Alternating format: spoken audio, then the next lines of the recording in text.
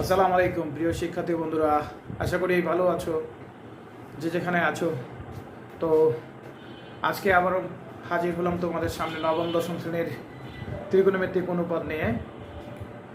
আজকে গভীরভাবে চেষ্টা করব কিভাবে আমরা এই অধ্যায় থেকে অনায়াসে 10 নম্বর কমন নিতে পারি।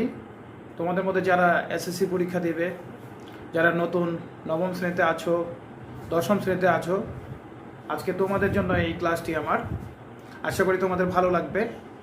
আসলে এই ক্লাসটি সম্পর্কে জানতে হলে, যেহেতু এটা ত্রিকোণমিতিক অনুপাত বলা হয়েছে, অর্থাৎ এটা ত্রিকোণমিতি নিয়ে, এখন এই ত্রিভুজ সম্পর্কে কিন্তু আসলে বিস্তারিত ধারণা লাভ করতে হবে। এই জায়গায় যে কোনো অঙ্ক করতে যাই না কেন, আমাদের সমকোণী ত্রিভুজ সম্পর্কে ধারণা লাভ করা অপরিহার্য।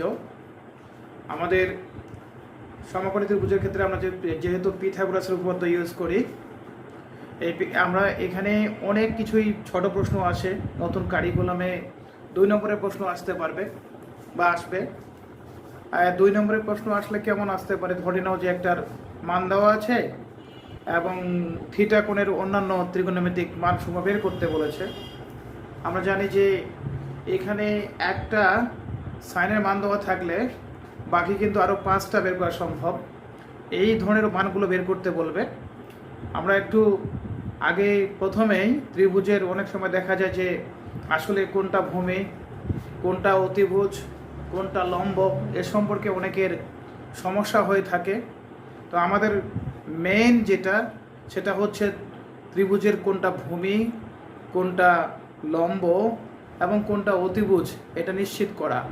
প্রশ্নে কিন্তু নিশ্চিত করা থাকে, অনেক শিক্ষার্থী সেটা ধরতে পারে না আসলে কোনটা ভূমি কোনটা লম্ব, এটা নিয়ে অনেক সময় উল্টাপাল্টা করে ফেলে। প্রশ্নে ডিরেকশন দেওয়াই থাকে, ভূমি বলো বা অতিভুজ বলো বা লম্ব বলো, এর সম্পর্কে ধারণা দেওয়া থাকে। আমরা একটা প্রথমেই ত্রিভুজ নিয়ে হালকা আলোচনা করব। ধরে নাও যে আমি একটা ত্রিভুজ এঁকেছি। এই ত্রিভুজটা, এই কোণটা যদি আমাদের সমকোণ হয়ে থাকে, সাপোজ আমি এটাকে এ দিয়েছি, এখানে বি দিয়েছি, এখানে সি দিয়েছি, তোমাদের মনে হতে পারে যে ত্রিভুজটা আসলে কেমন দেখাচ্ছে, এটার আবার ভূমি কোনটা, আবার অতিভুজ কোনটা, এটা নিয়ে অনেকেই কনফিউশন। আসলে ভূমি কোনটা হবে, লম্ব কোনটা হবে, এটা নিয়ে কনফিউশন। কিন্তু আসলে প্রশ্নে কনফিউশন দেওয়া থাকে না। আমরা একটু দেখি, আসলে যদি এখানে বলে যে tan এর মান বের করো, যদি বলো